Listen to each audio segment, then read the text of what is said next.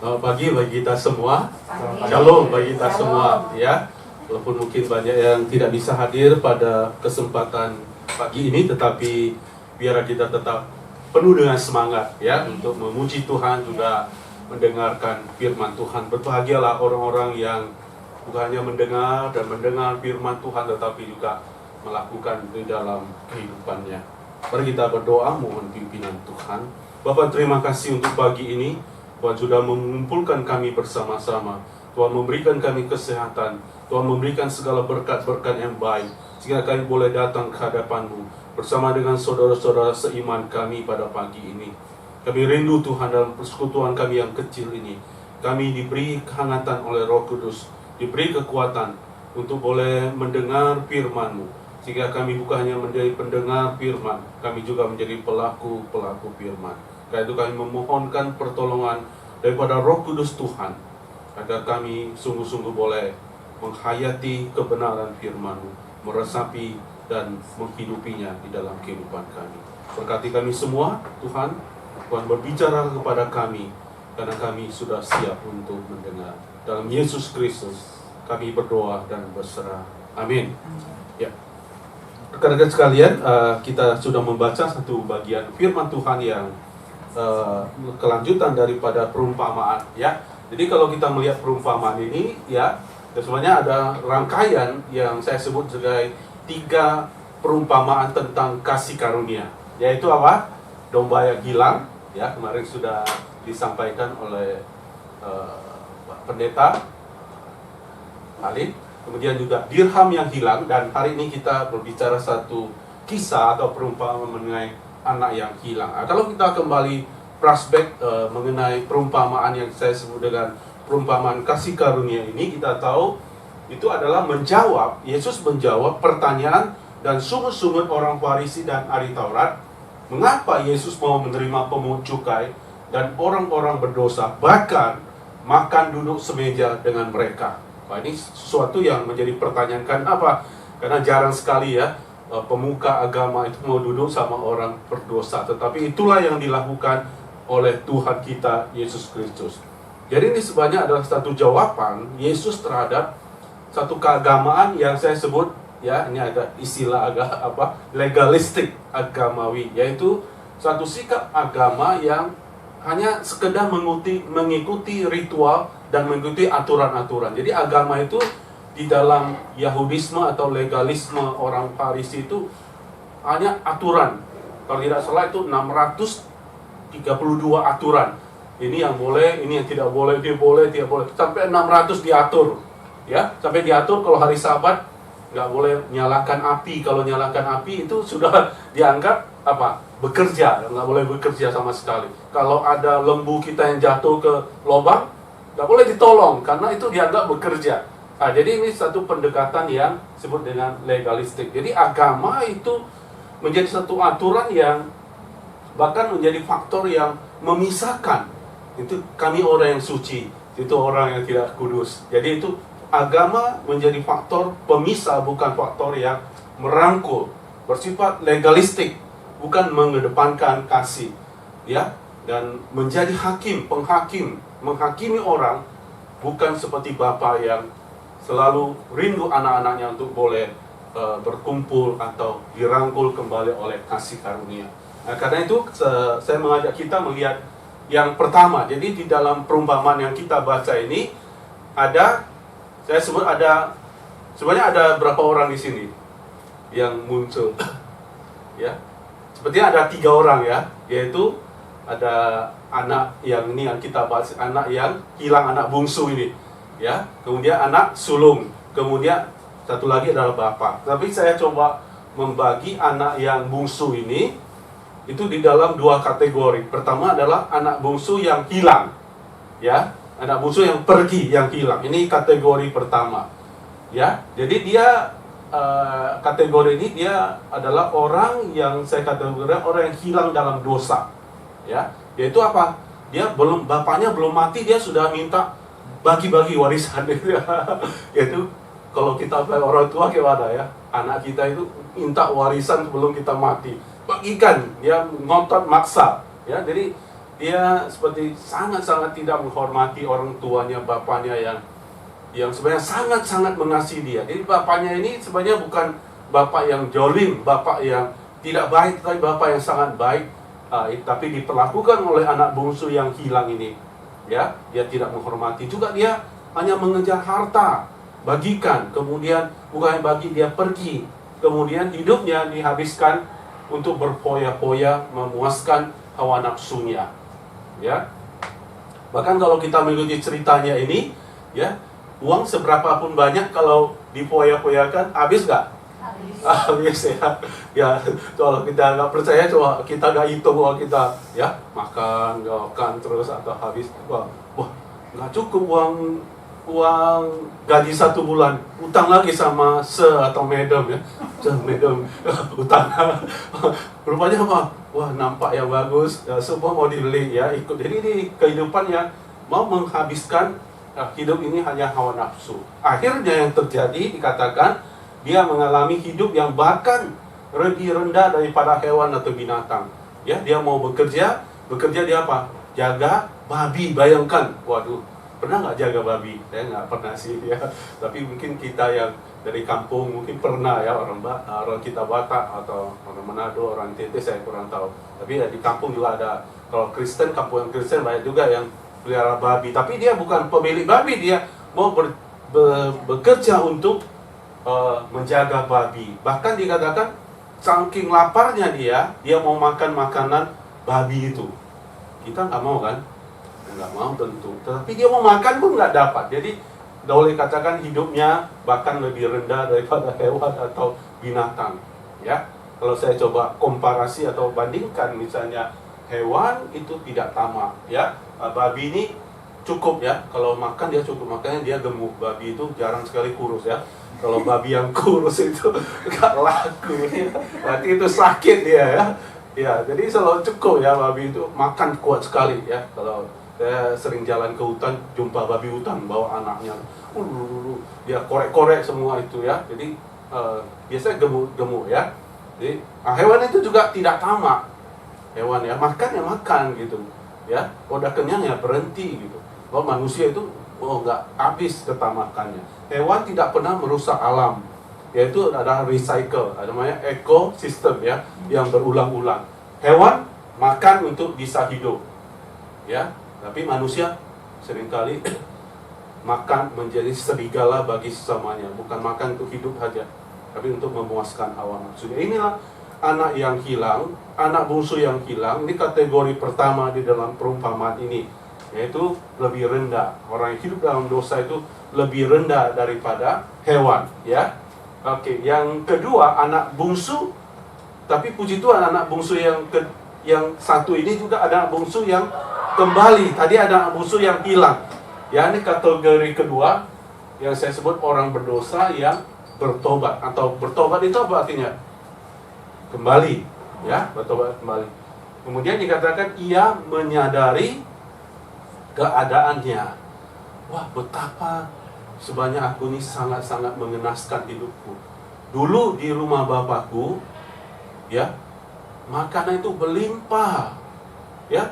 Aku hidup dengan sukacita, tapi sekarang karena memuaskan hawa nafsu, aku di dalam kesengsaraan, ya, makan tidak. Jadi kesadaran, ya, betapa mulia dan berkelimpahan Bapaknya, ya. Tapi juga satu kesadaran betapa kosongnya hidup, ya, menuruti hawa nafsu, hidup di tengah dunia yang kejam ini. Oke.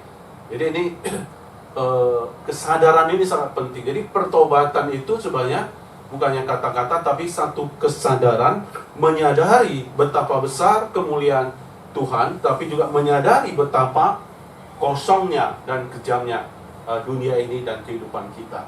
Jadi orang bertobat, dia mengatakan, aku sudah berdosa terhadap Tuhan, terhadap Bapa, ya, terhadap Bapakku. Bukannya terhadap Bapakku, tapi sebenarnya aku sudah berdosa terhadap sorga atau terhadap Tuhan. Maka dia menyadari, aku tidak layak, ya, jadikan aku hanya pembantu di rumah Bapakku. Sebenarnya dia anak, tapi dia minta jadi pembantu saja, tidak cukup. Aku perlu kasih karunia.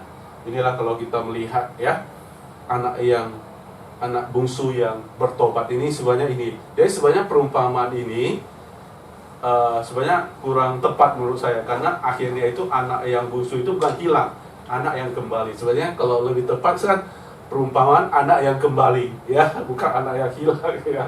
Karena kisahnya itu dia kembali, ya. Dan satu lukisan yang sangat luar biasa sebenarnya menggambarkan ini. Kalau kita lihat Rembrandt itu mungkin Belanda, ya, pelukis Belanda yang terkenal. Jadi dia menggambarkan anak ini sudah compang-camping, ya, bajunya sudah hancur, ya, kotor, ya, karena hidup hamba babi. Coba lihat kakinya, ya, sepatunya pun satu hilang, ya, udah lepas, ya. Ya, ada kisah ini. Jadi cukup mengenaskan, kakinya penuh dengan luka dan sepatunya pun sudah copot. Itulah keadaan yang digambarkan anak yang hilang ini. Oke, jadi ini dia kembali, itu yang penting. Tetapi lihat gambar ini, ya, ada satu yang duduk ini, mukanya seperti kurang senang, ya, betul ya. Nah, ini lukisan ini luar biasa juga, ya. Dia senang anak ini kembali. Jadi katakan tadi dibuat pesta, ya, anak ini bersungut-sungut kepada bapaknya. Dia duduk, ya. Ini adikku ini yang kurang ajar ini kok mendapatkan kasih karunia dari bapakku, ya. Wah, ini dia. Jadi ini anak yang bungsu ini hilang di dunia, tapi ada satu anak yang hilang di rumah. Nah, ini, ya, ada anak yang hilang terluar di dunia, tapi juga ada anak yang terhilang di dalam rumah. Nah, ini umpamanya apa? Ini paling berbahaya loh, ya, ya, karena anak bungsu ini kenapa dia beda dengan anak sulung ini, kenapa beda dengan anak bungsu adiknya itu? Karena dia tidak menyadari bahwa dia juga perlu kasih karunia, ya. Maka yang dia ungkapkan kepada bapaknya ini, aku kan sudah melakukan kewajibanku, Bapak, ya, dengan baik. Aku sudah berbuat yang terbaik untuk Bapak. Aku seorang yang taat beragama. Tetapi dia kehilangan hati yang Bapak ini ungkapkan, yaitu dia tidak ada belas kasih. Ya, dia sekedar melakukan kegiatannya, perbuatannya untuk mendapatkan upah. Dia tidak mengenal, inilah yang menjadi inti daripada perumpamaan ini. Dia tidak mengenal kasih karunia, grace, ya. Dia tidak mengerti itu. Dia hanya mengikuti aturan. Ini anak yang juga hilang. Anak sulung ini juga hilang di rumah. Jadi banyak juga, ya, ada kita ngecam itu orang berdosa di luar sana sini, ya, kawan-kawan kita nggak pernah ke gereja. Tapi coba kita introspeksi, jangan-jangan kita juga anak sulung yang hilang di rumah Tuhan, ya, sekedar mengikuti ibadah, kemudian merasa lebih baik dari orang lain, ya, tidak mempunyai hati yang berbelas kasih, tidak punya kasih karunia, menghayati kasih karunia. Jadi kita menjadi orang-orang yang legalistik. Jadi sebenarnya perumpamaan ini juga, anak sulung ini sebenarnya gambaran juga ada orang Farisi ini. Dan juga mungkin hati-hati bisa termasuk juga kita, termasuk juga pendeta, hamba Tuhan, ya, karena kita bisa kehilangan kasih karunia. Oke, yang terakhir yaitu yang keempat saya sebut dengan Bapa, ya. Bapa ini dia matanya itu teduh, ya, tidak marah. Dia seperti sangat sukacita anaknya itu bisa kembali, ya. Dia dikatakan apa? Memeluk anak itu, ya, memberikan pelukan, penerimaan. Jadi Bapa ini satu hal yang kita melihat waktu pembagian harta ini, memang dia tidak memaksa. Kalau dia mau memaksa, dia nggak mau bagi, boleh juga, ya. Tapi dia membiarkan anak ini tuh mengambil jalannya. Jadi Bapa atau Allah itu tidak pernah memaksa dengan kuasanya, ya. Dia memberi pilihan bebas. Dia ingin anak-anaknya untuk mengasihi dia dengan kelelaan, dengan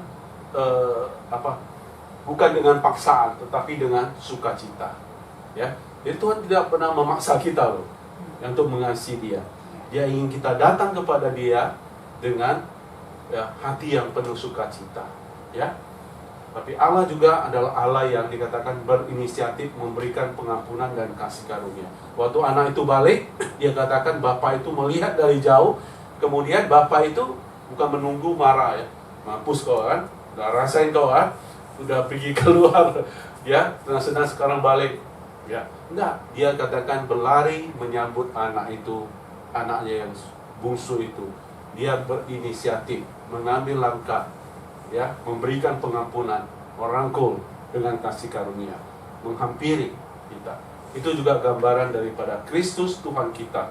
Jadi agama Kristen bukan agama yang hanya sekedar aturan, tapi agama Kristen, iman Kristen itu intinya adalah kasih karunia. Amin. Yaitu Allah melalui Kristus itu turun dari surga ke dalam dunia menjadi sama dengan kita, ya. Dia seperti Bapa yang berlari menghampiri kita, merangkul kita yang hina dan berdosa. Bukannya merangkul kita, tapi memulihkan kita orang berdosa. Puji kepada Tuhan, ya, karena kita mengenal Bapa surgawi yang luar biasa, ya. Dan kita bersyukur kepada Tuhan. Jadi inilah sebanyak makna daripada perumpamaan ini, anak yang hilang atau anak yang kembali. Sebenarnya juga intinya juga adalah bercerita mengenai Bapa surgawi yang penuh dengan kasih karunia. Kalau hanya hitung-hitungan legalistik, hukuman, semua kita nggak memenuhi kriteria, semua kita kena hukum, betul nggak? Tetapi Allah selalu memberi pengampunan, sehingga kita bisa berbalik, kita bisa dipulihkan, ya, kita bisa menjadi anak-anak Allah. Jadi mari kita aplikasikan bagian ini, perumpamaan ini. Mari kita menyadari bahwa kita semua tanpa terkecuali, orang yang beragama atau tidak beragama, yang rajin beribadah atau tidak rajin beribadah, semua kita sebenarnya kategorinya adalah orang berdosa. Di mata dunia kita bisa mengatakan saya lebih baik dari orang itu, saya lebih taat beragama, ya. Tapi Yesus mengatakan dalam perumpamaan ini, semua kita, termasuk yang rajin beragama, kita semua adalah orang berdosa. Karena itu kita perlu kasih karunia daripada Bapa. Jadi hati-hati kita terhadap sikap anak sulung, ya, yang mengandalkan perbuatan dan karena itu merasa berhak mendapatkan keselamatan. Tidak. Iman Kristen mengatakan semua adalah kasih karunia yang diberikan oleh Tuhan. Bapa surgawi ingin kita kembali, itu sebabnya Ia mencari kita, tapi kita juga harus berespon. Anak yang hilang ini, satu hal yang baik dari dia tadi bertobat. Bertobat itu tadi katakan dia berbalik, ya, pulang balik ke rumah. Oke, kalau dia masih nggak mau balik, nggak dapat kasih karunia itu, yang masih di luar. Tapi dia kadang tadi katakan melihat betapa luar biasa kasih Bapa di rumah, kemudian dari keadaannya, dia berbalik. Biarlah kita semua seperti anak yang bungsu, tahu kita orang berdosa, menyadari keadaan, dan berbalik dengan sikap pertobatan. Setiap kali, setiap hari kita memerlukan pertobatan yang sungguh. Dan biarlah kita menyadari bahwa Bapa yang di surga, tangannya selalu terbuka, merangkul kita dan menerima kita. Nah, biarlah kita dipulihkan, ya, dari keberdosaan kita. Amin. Tuhan memberkati kita. Mari kita berdoa. Bapa, terima kasih untuk perumpamaan mengenai anak yang hilang yang kembali kepada Bapa. Itu menggambarkan diri kami semua, Tuhan, baik kami yang rajin beragama, beribadah maupun yang tidak. Semua kami memerlukan kasih karunia Tuhan. Semua kami adalah orang berdosa. Semua kami harus bertobat dan kembali kepada Tuhan. Kami bersyukur karena Engkau adalah Bapa surgawi yang mengasihi kami dengan kasih yang sempurna, membukakan tangan, merangkul kami, menyambut kami yang kembali kepadamu. Pulihkanlah kami Tuhan terus-menerus di dalam Engkau, agar kami boleh hidup sebagai anak-anak Bapa yang di surga. Engkau mengetahui setiap pergumulan hidup kami masing-masing, keberdosaan kami masing-masing. Tapi Tuhan, biarlah kami ingat kasih karunia Allah yang berlimpah, yang tersedia bagi kami semua. biarlah kami datang ke hadapan-Mu. Kami bertobat, dan kami mau dipulihkan oleh Tuhan. Tuhan berkati kami semua dari dalam segala tugas tanggung jawab kami, baik sebagai orang yang bekerja, demikian juga untuk yang studi. Tuhan memberikan hikmat, melimpahkan sukacita di dalam bekerja, di dalam studi, memberikan hikmat bijaksana pada kami untuk menyelesaikan segala tugas dan tanggung jawab kami, sehingga kami juga menjadi berkat dimanapun kami berada. Keluarga kami yang tidak bersama dengan kami di Indonesia, tempat yang jauh, Tuhan, dengan kasih karunia dan kuasa-Mu, pemeliharaan-Mu, Engkau menjaga mereka dari segala yang jahat. Mereka juga tetap ingat akan Tuhan, mereka juga setia melayani Tuhan. Terima kasih Bapa. Bila kami semua, kami bersyukur untuk kasih karunia Allah yang tersedia bagi kami. Dalam Yesus Kristus, Tuhan, Juru Selamat kami sudah berdoa. Amin.